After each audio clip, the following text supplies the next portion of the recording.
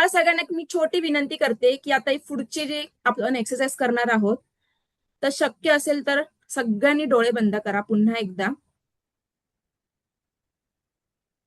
आणि मी जसं बोलते तशी कल्पना करा. आजपासून बरोबर 1 वर्ष झालं आहे. आणि आता मी तुम्हाला सांगते की एक आरशासमोर उभे राहा आणि स्वतःला बोला, आजपासून बरोबर 1 वर्ष पूर्ण झालं आहे. स्वतःला आरशात बघा. तीच महिला आहे का? तिच्यात काहीतरी बदल झालेला आहे. तिच्या चेहऱ्यावर आत्मविश्वास आहे. ती पैशाबद्दल घाबरत नाही. ती स्वतः निर्णय घेते.